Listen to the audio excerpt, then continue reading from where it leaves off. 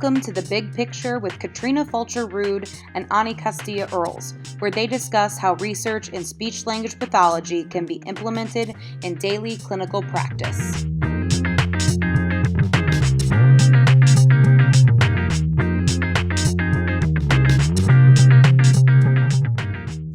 Welcome everybody to The Big Picture. This is our first premiere vlog episode where we're coming to you, speech pathologists, to talk about how can you implement research in your day-to-day practice. I'm Katrina Fulcher-Rood. And I am Anny Castilla-Earls.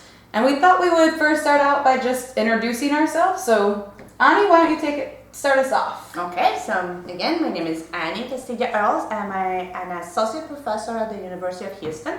I'm brand new there. I used to work at SUNY Fredonia. I am a researcher. I'm originally from Colombia, South America. Went for school there for speech-language pathology. Then I got a master's in bilingual education, and then my PhD degree is from the University of Houston. Great. I'm Katrina Fulcher-Rood. I'm an assistant professor at Fredonia. That's actually where we met.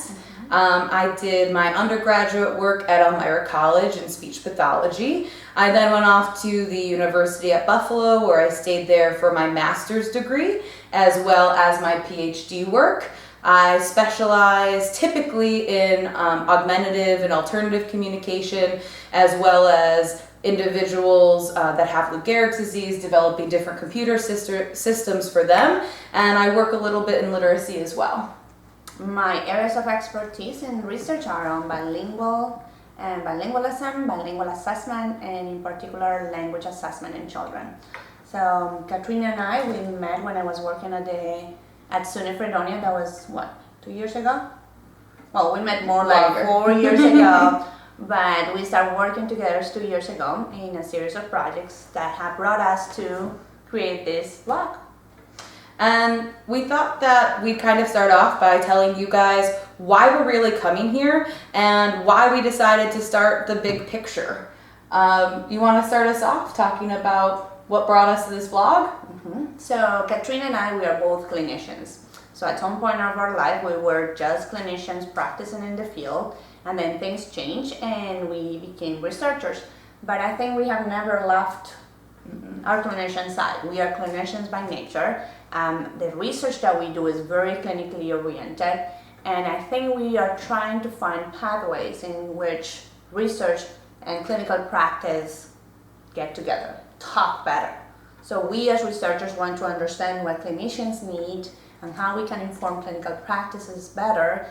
And we also want to learn from clinicians, right? And I think too, this really came up about for us as we were teaching our undergraduate and our graduate students, showing our passion for our clinic side, but also wanting to show our passion for research and how we really want to make the research to clinic jump, bridge that gap, have us both come together. And when I was teaching classes in clinical methods of assessment and evaluation, I got really interested in how do we teach these students to be great clinical practitioners, and what is the research in our field, how does that help clinical practitioners? That really brought both sides of us together, and because of that, we've really now started working on a series of studies together focused on bridging that gap, making sure we have that great conversation between researchers and clinicians.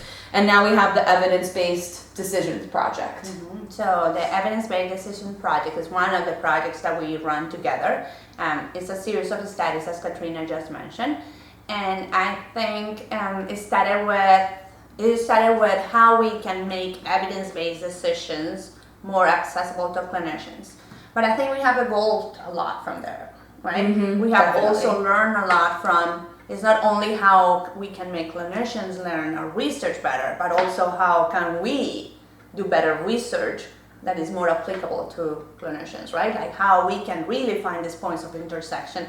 And I think it was very easy maybe at some point saying, well, people are not reading research, so who cares? But now we are like, well, we need to find better ways to disseminate what we do. And that's one of the reasons we're here today. And I think that brings us right into what is really going to be the big picture vlog, why you guys should keep coming back, what we're really hoping to bring to clinicians, and the conversations that we really want to start. So what are you hoping with the big picture are some topics that we're going to bring out there to speech pathologists, and potentially how we can start infusing clinical practice into research and research into clinical practice? So I would like to, before I answer your question, I would like to say, why do we call it the big picture? Is that cool? Yeah, I think that's a great idea. So I was trying to explain to my husband what we were trying to do.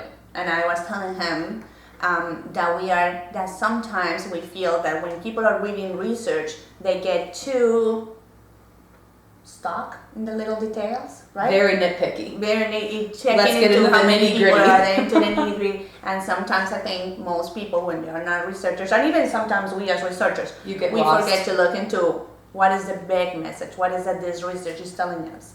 How can I really use this in my clinical practice? It's not how many people they saw, how valid it is. All those things are definitely important. But for the clinical practice, it's important to see what is the big picture. So my husband said, well, you should call it the big picture. And here we are. And I love that, because I think one of the things that we always say to our students, whether it's in lab or clinical practice, at least for me, I say, okay, it's great we found this, but what's the take-home message? What does this mean? What's the big picture? How are we going to use that? So it was really great that we could come together and do that and really make that link.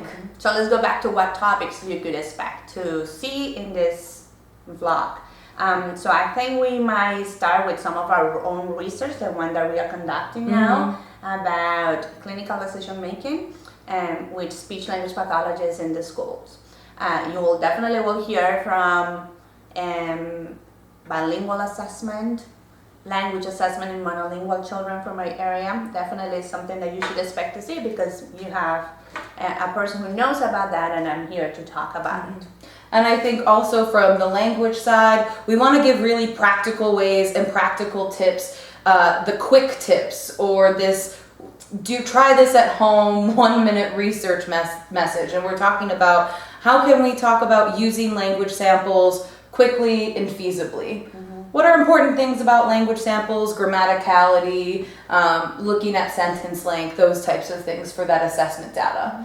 Also for me, from my perspective, areas of augmentative and alternative communication, especially when we're talking about the school district and their policies that might prevent certain things. How do you get that assessment done?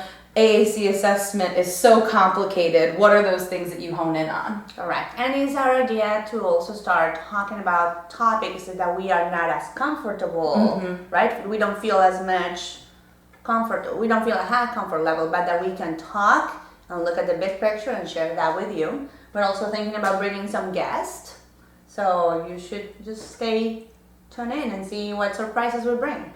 And we're really hoping that now with the big picture, we can talk to you. So we're going to be having an email address, which you'll see at the end of this episode, that you can email us, send in your questions, send in your comments, maybe even send us in some topics that are important to you.